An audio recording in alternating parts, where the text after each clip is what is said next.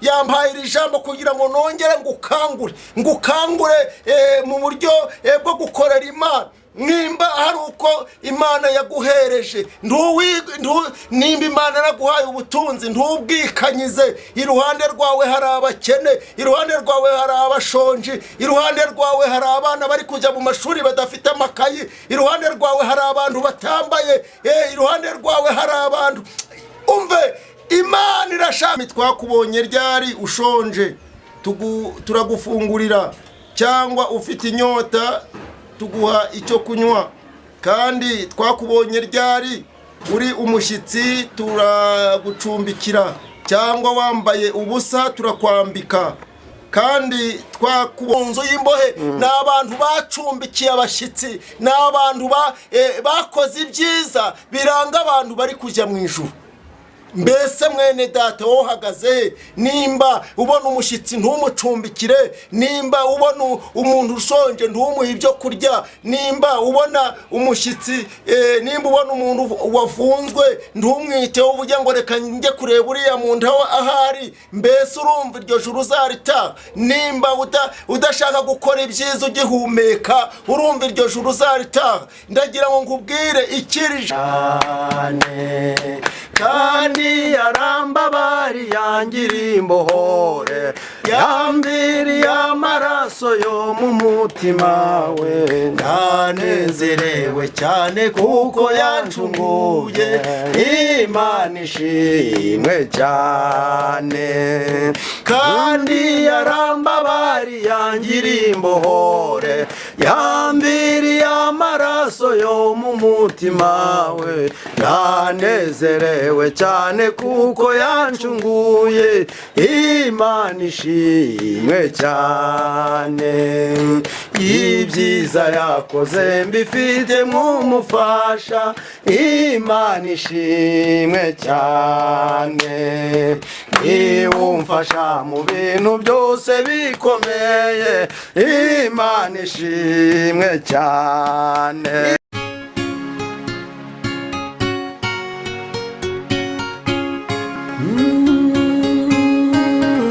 Emana we, Yesu we, ingoma yawe niyamamare.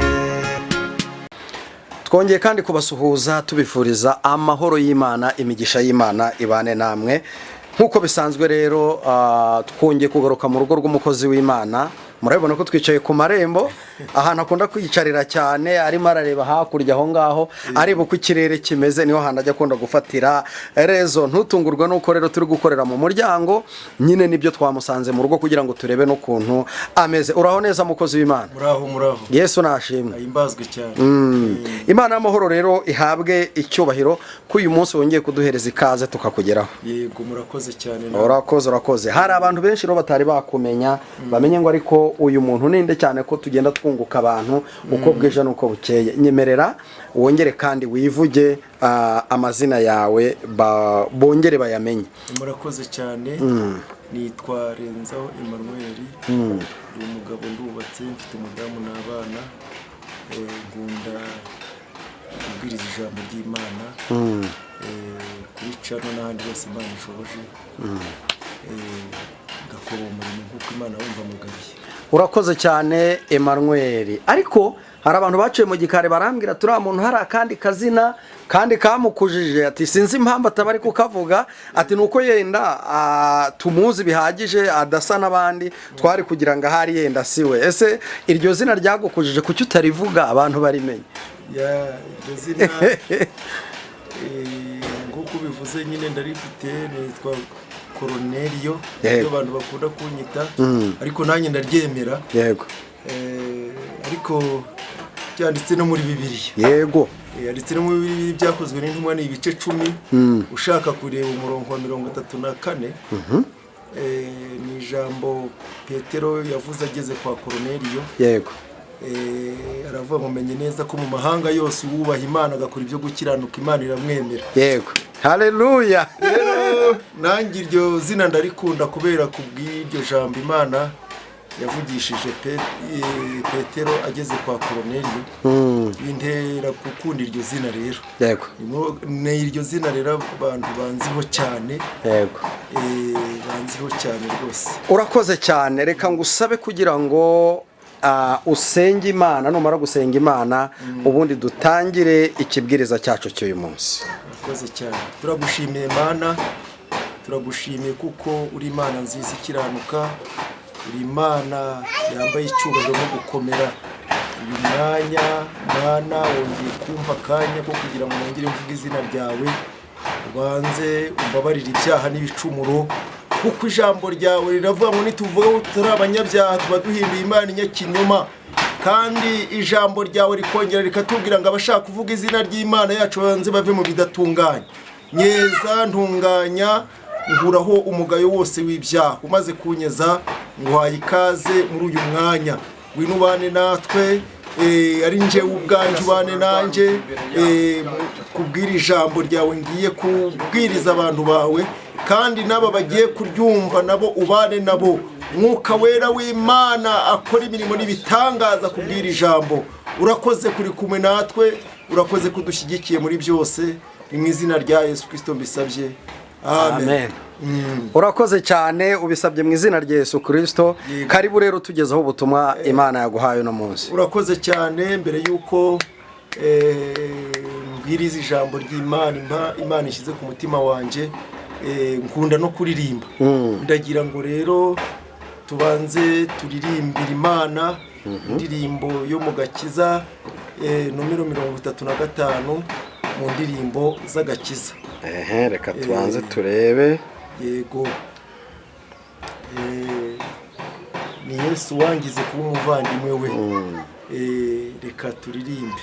Yego. Ni Yesu wangize kuba umuvandimwe we, Imana ishimwe cyane, kandi ibyo mfite byose niwe wabimpaye, Imana ishimwe cyane, kandi yarambabari yangiriye imbohore, yambiriye amaraso yo mu mutima we. Ndanezerewe cyane kuko yancunguye, Imana ishimwe cyane, kandi yarambabari yangiriye imbohore, yambiriye amaraso yo mu mutima we. Ndanezerewe cyane kuko yancunguye, Imana ishimwe cyane, ibyiza yakoze mbifite nk'umufasha,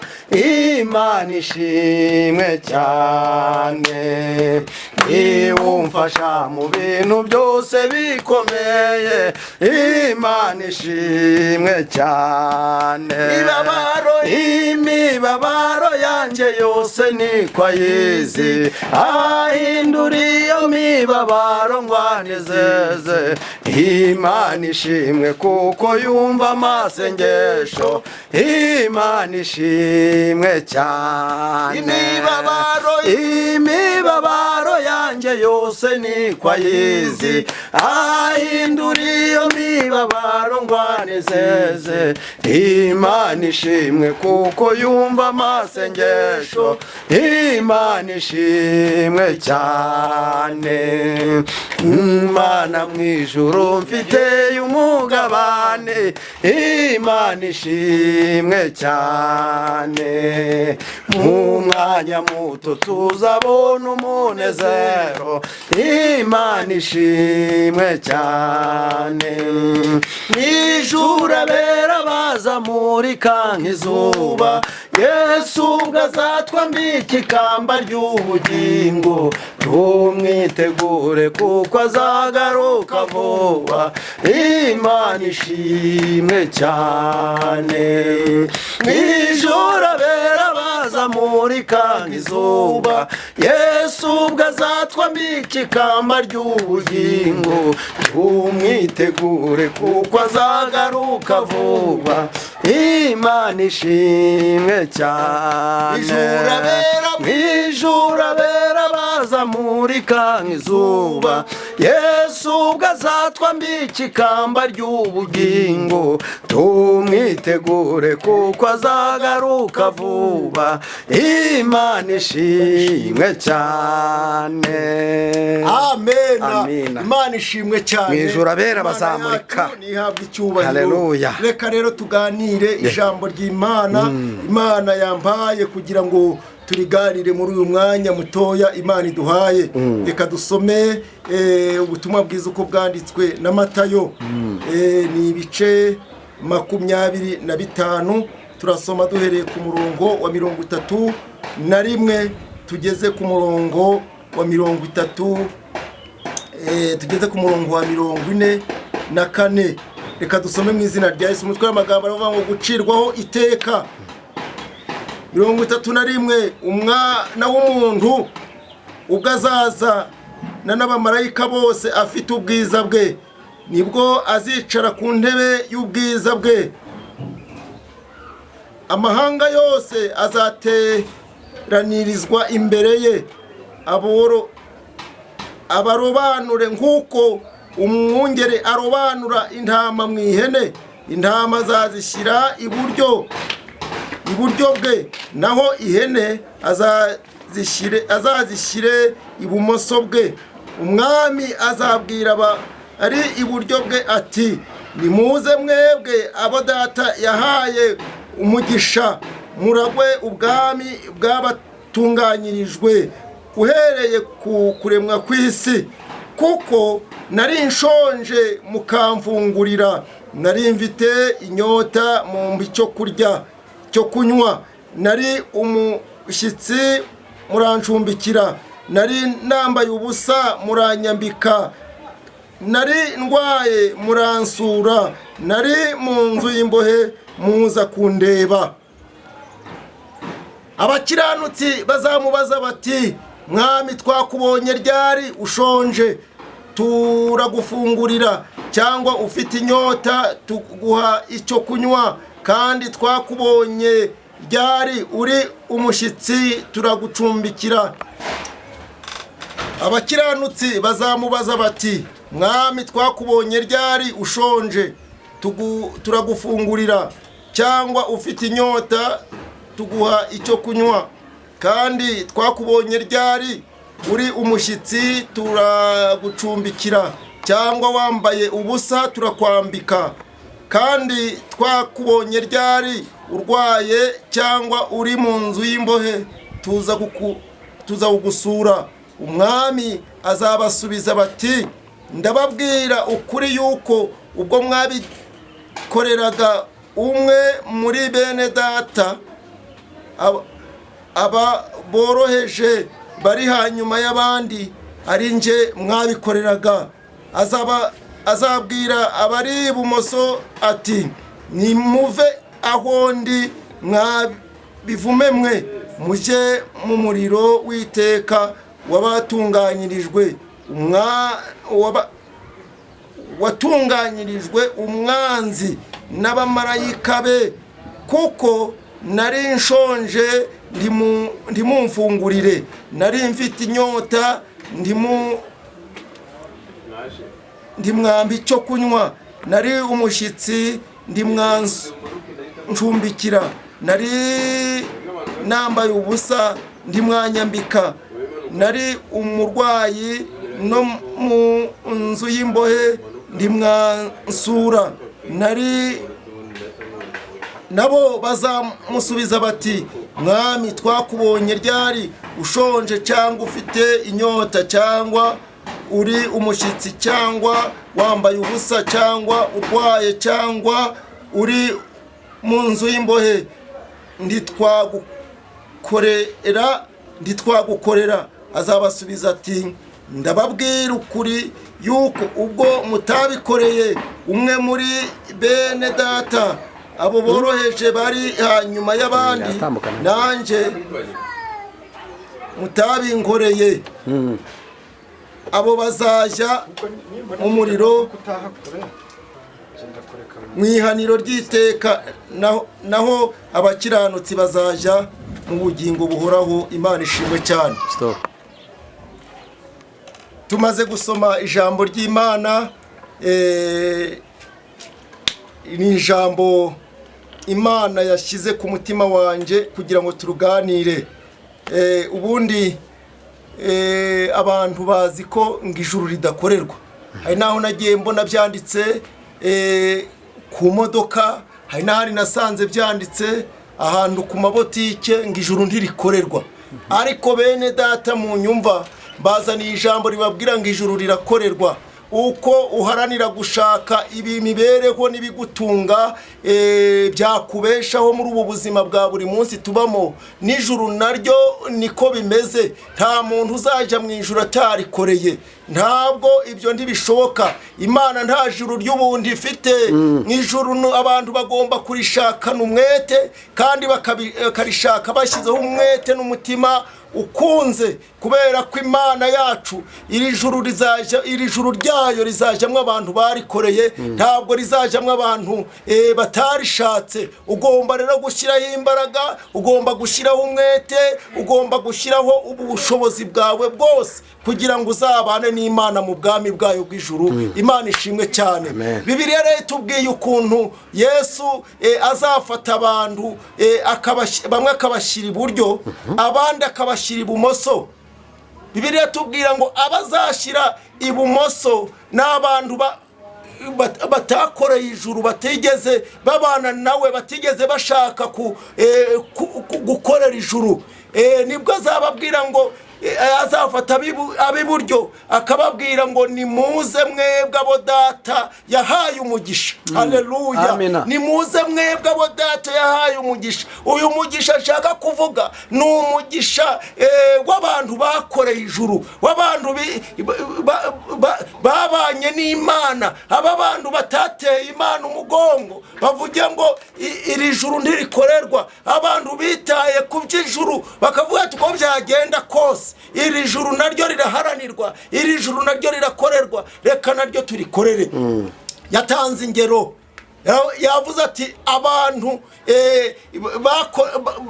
bakoreye ijuru ni abantu bitaye ku bakene, abantu bafunguriye abari mu nzu y'imbohe, ni abantu bacumbikiye abashyitsi, ni abantu bakoze ibyiza biranga abantu bari kujya mu ijuru.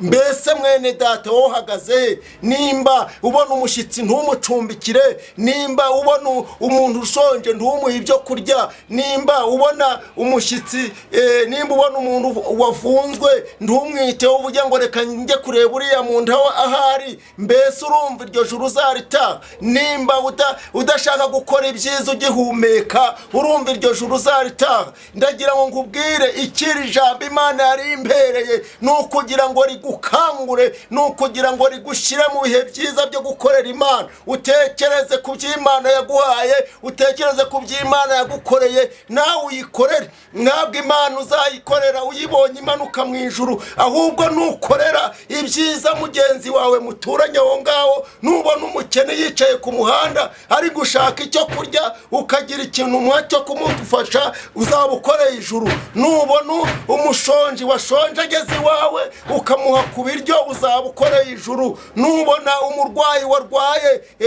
agiye kwa muganga ukamukurikirana ukamushyira ingemu, uzaba ukoreye ijuru. Nubona umuntu wambaye ubusa nta myambaro yambaye ukamuha umwambaro, uzaba ukoreye Imana ndetse uzaba ukoreye ijuru. Haleluya. Ingororano uzaba uri kuzandikisha mu bwami bw'Imana, kubera ko iyo usomye Bibiliya neza iravuga ngo amakamba tuzambara ni imirimo myiza yo gukiranuka uzaba warakoze.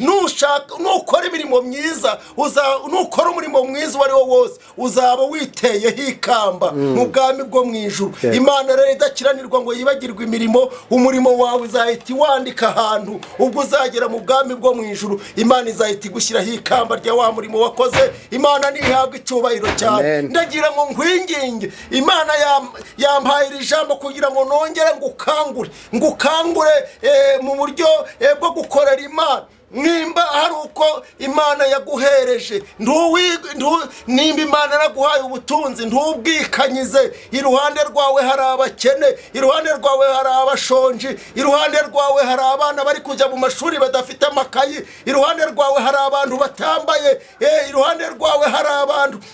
Umve, Imana irashaka gukorera ijuru ukazaritaha nawe ufite imirimo myiza yo gukiranuka, ufite wambaye amakamba agushagaye kubera ko uzaba warakoreye ijuru. Yesu yavuze ngo abazaba bari ibumoso bazabwirwa amagambo akomeye kandi ateye ubwo. Azababwira ngo nimumve imbere mwebwe mwankozi z'ibi bimwe, kubera ko nari nshonje ndimwangaburira, nari mu nzu y'imbohe ndimwaza kundeba, nari nambaye ubusa ndimwanyambika. Ngo bazamubaza ngo mwami, ngo twakubonye ryari kugira ngo tugukorere ibyo byose? Azababwira ngo ubwo mutabikoreye babandi boroheje munsi y'abandi, ntabwo ari nje mwabikoreye. Ariko mwene data, nufashe umukene, Bibiliya iravuga ngo uzabugurisha Imana. Nufashe umukene uzabugurisha Imana. Nuha umushyitsi ibyo kurya, numucumbikira uzabucumbikiye Imana. Aburahamu yabonye abashyitsi batambuka, arabegera. Amaze kubegera avuga ati umva, ntabwo muva hano ntabakiriye. Aburahamu agira ishyaka ryo kwakira abantu b'Imana nkuko arababonye batambuka. Ndagira ngo mwene data, nawe uje ugira ishyaka ryo kwakira abashyitsi, uje ugira ishyaka ryo gufasha abakene, uje ugira ishyaka ryo kwambika abatambaye, uje ugira ishyaka ryo kugaburira abashonje, uje ugira ishyaka ryo gukora ibyiza, kuko nubikora uzabihemberwa. Ntabwo Imana ije yibagirwa imirimo myiza abantu bakora, ntabwo Imana ije yibagirwa imirimo myiza abantu bayikorera, ahubwo igira aho iyandika mu gihe gikwiriye, mu gihe cyo uzamura itorero. Igihe cy'Imana nikigera, umuntu ageze mu bwami bwayo, uwakiranutse Imana izamwicaza iburyo, uwakiraniwe Imana izamwicaza ibumoso. Twavuze amagambo, twasomye amagambo Imana izabwira ab'iburyo, twasomye n'amagambo Imana izabwira abari ibumoso. Mbese mwene data unyumva, uhisemwa yahe magambo? Uhisemwa yahe magambo? Haleluya, amen. Mbese wowe unyumva, uhisemwa yahe magambo? Uzabwirwa amagambo meza iburyo, cyangwa uzabwirwa amagambo ibumoso? Amagambo meza y'abiburyo ni amagambo y'abakiranutsi, amagambo mabi y'abibumoso ni amagambo y'abanyabyaha. Ndakwinginga mwene data, wowe unyumva, ndakwinginga kugira ngo ukurikize iby'iri jambo ry'Imana rigusaba, kugira ngo uzabe mu bwami bw'Imana. Imana idufashe cyane. Wowe rero unyumvise, wowe warunteze amatwi, iri jambo ry'Imana riha agaciro, iri jambo ry'Imana rikomeze mu mutima wawe, kandi ukora icyo rigusaba, kugira ngo nawe uzabe umwe mu bazajya mu bwami bwo mu ijuru, kandi uzabe umwe mu bazambikwa ikamba ry'ubugingo iry'Imana yageneye abayikunda. Imana niguha umugisha. Murakoze. Imana ibumvire kandi Imana ibiteho, kandi nimukora ibyo musabwa n'ijambo ry'Imana muzaba mukoze, muzabona ubwami bw'Imana. Imana ibagirire neza. Urakoze cyane. Imana y'amahoro iguhereze umugisha. Bwirwa benshi akumvwa na beneyo.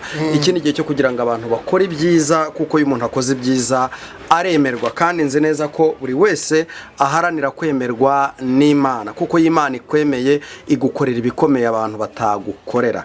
Umukozi w'Imana, Imana y'amahoro ikugirire neza. Hanyuma umuntu yakenera gusengana nawe cyangwa kuvugana nawe, nyemerera utambutse nimero yawe ya telefone.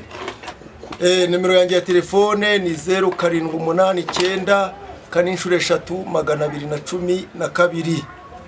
Yisubiremo. 0789 43212. Urakoze cyane. Imana y'amahoro iguhereza umugisha, kandi Uwiteka agukomeze akwagurira imbago naho ubutaha. Murakoze cyane. Amen. Wowe warudukurikiye utarakora subscribe, ukora subscribe, kandi wandike comment cyangwa se igitekerezo kugira ngo tumenye ibyo duhindura nuko tugomba gukora uyu murimo ukagenda neza cyane. Yesu aduhane umugisha.